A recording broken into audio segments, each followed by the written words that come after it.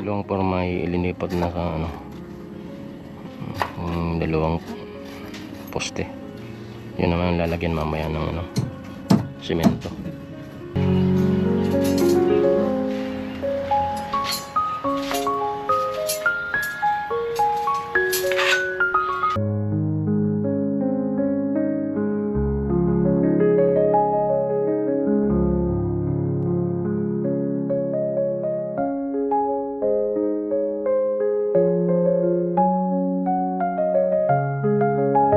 Ay, kapatid mo si Megan? Sino Megan? Basta sa naman si Mama mag ano, ay kapatid mo si Megan, tapos di naman pala kilala. Si Bidang. Am I really that much to handle? Breaking these niggas down like a gamble. You don't really know you are.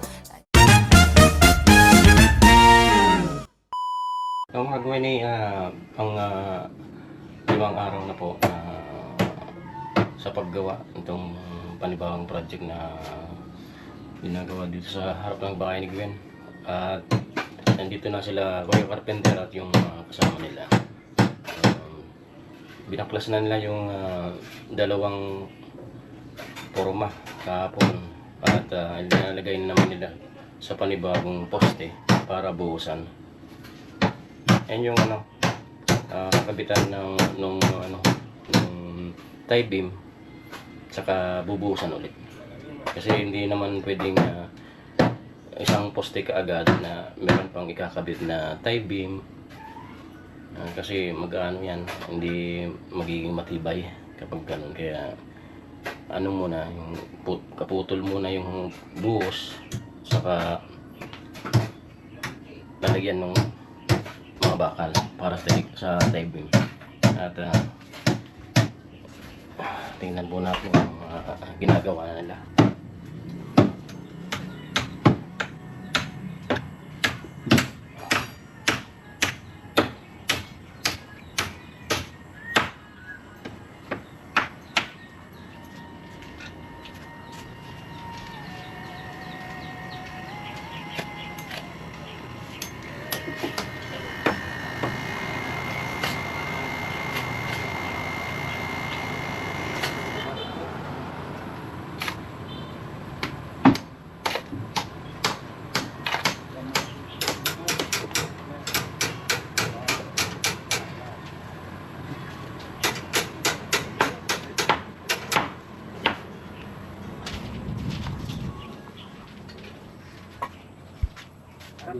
Ayun, maliwas naman itong araw na to.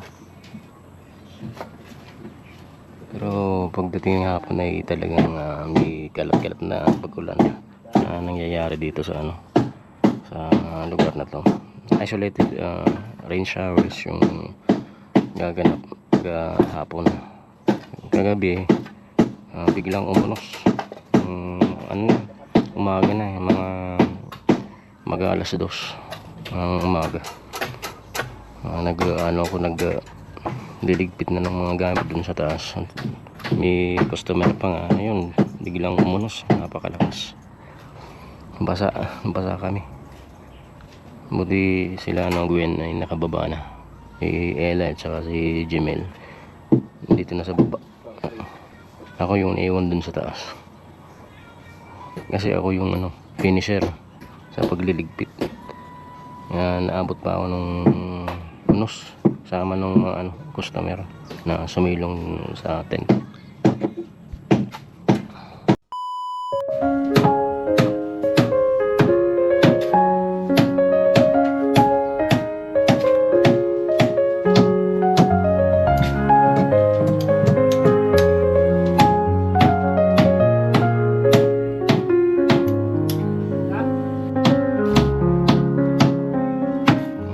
Forma ay ilinipat na sa yung dalawang poste. Yun naman ang lalagyan mamaya ng semento.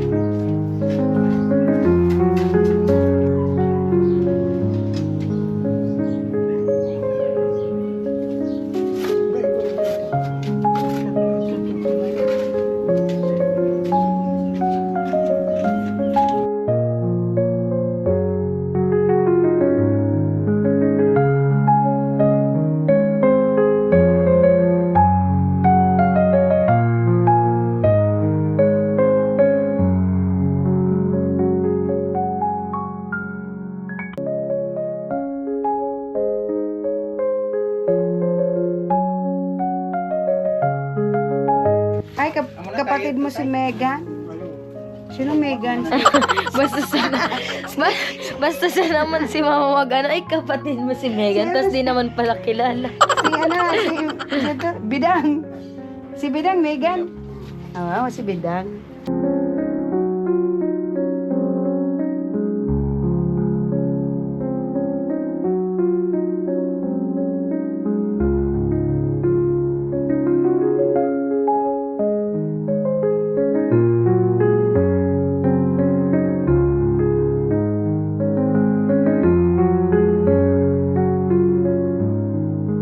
Yung mga gawin at natapos na po yung ang kalahating araw sa panglimang araw na pagtatrabaho dito sa baong project ni Gwen sa harap ng bahay niya.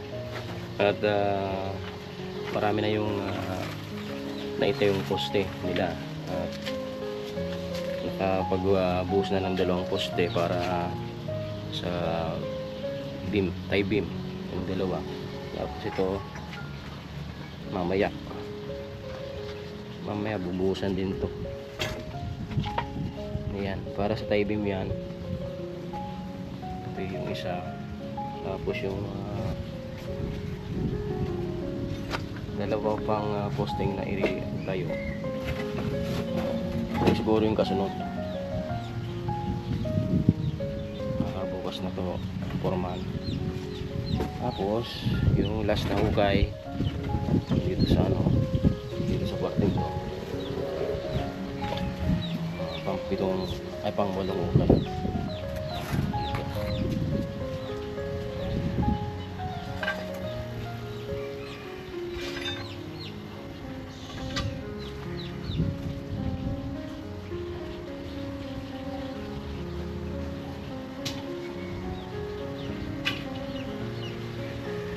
Ate, ayan na muna po yung update natin mga Gwen.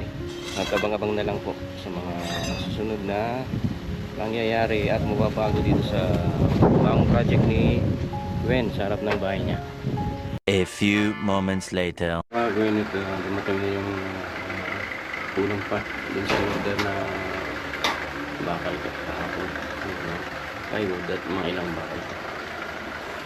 Plywood lang. Plywood lang pala.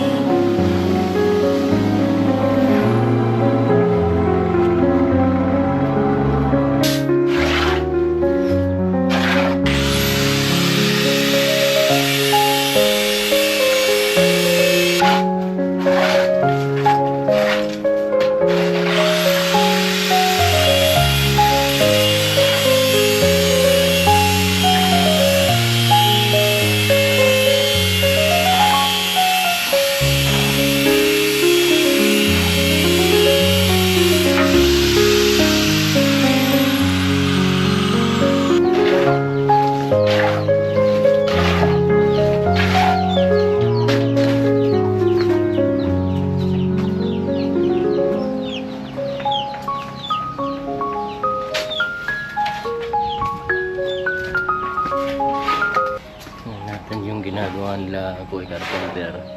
Dinubusan na nila yung mga poste, puting ang semento.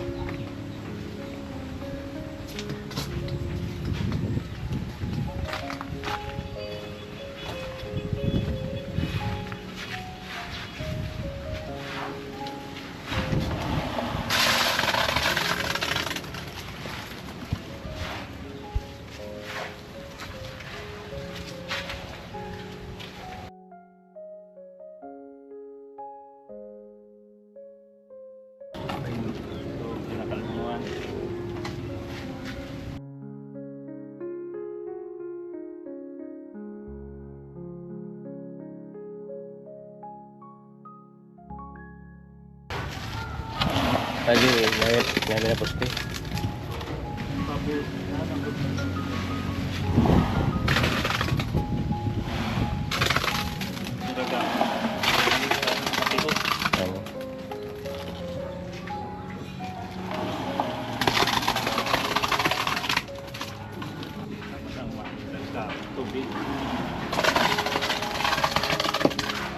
A few moments later. Hello sa mga kagani, it's me again, your one and only the kagani. So kung mapapansin nyo mga kagani, maingay kasi nagmo-movie kami dito ni Mama at at the same time, nag-export na po ako ng bagong vlog para araw-araw may upload tayo.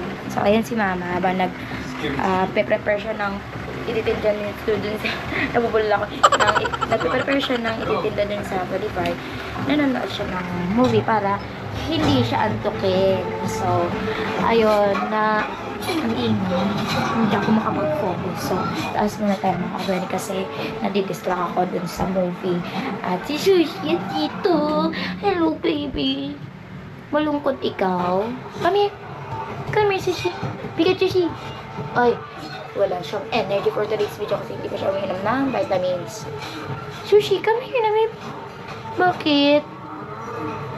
Lumalaki ka na, hindi ka na baby. Hello. Hi, Sushi. Kiss. Ay, very good. Kiss. Ay, very good. Kinis yung mga kagwani natin. Bait-bait talaga ng baby ko. Bait-bait yun, ay. Bait-bait ng baby kong maganda. Maganda yun, maganda. Ganda ng Pikachu na yan, ay. Niki-play siya. Mamaya na tayo mag-play Sushi kasi ina-update ko yung mga kagani natin about sa project dito sa harap ng bahay. So, ayun, napanood nyo na rin kanina kasi in-update din kayo ni Dada. Every time na alam niyang hindi pa ako babangon sa higa, alam niyang kailangan ko ng pahinga. So, siya yung nagkukusa na kunin yung GoPro dito sa kwarto.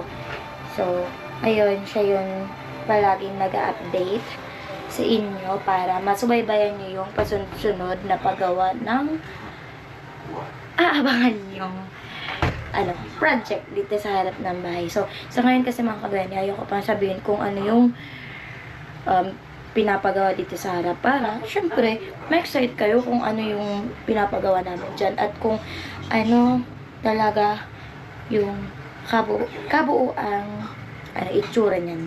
So, diba? Mas maganda yung may naabangan kayo at gusto kong ma-excite talaga kayo. At ayun, I'll be back later mga kagani.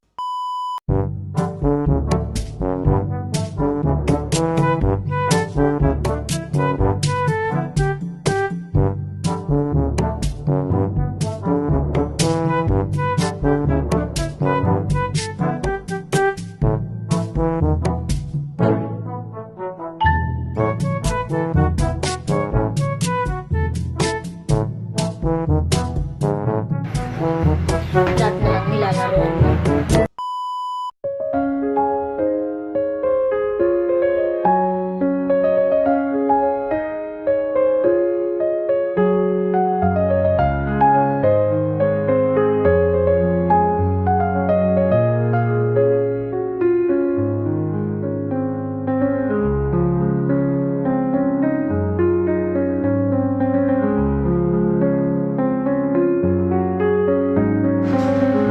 Sushi.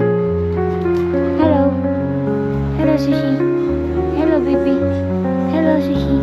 Ay, kung naikis ako mga kagwani. Ay. Ay.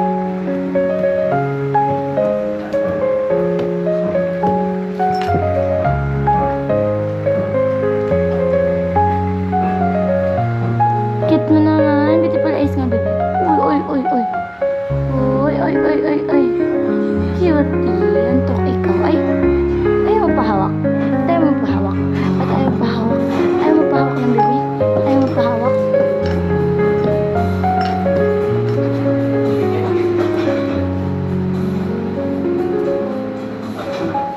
Cutie.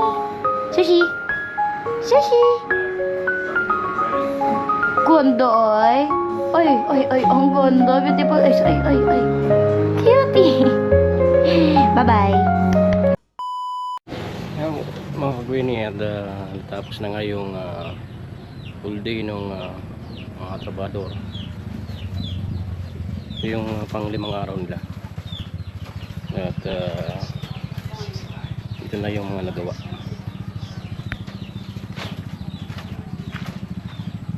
Yung dalawang poste na lang dito na hindi na, yung dalawang poste pang pa itatayo. Yung anim ay nakatayo na at meron na siyang puting. Yung puting niya ay nagkukonsumo ng dalawang semento, dalawang bag ng semento. Puting pa lang yan. Kada poste ay dalawang semento. 8 poste to. 2 times 8, 16. Puting pa lang yan. Tapos katapos ng puting ay ito, magbubuhos sila ng semento sa forma. Ayan.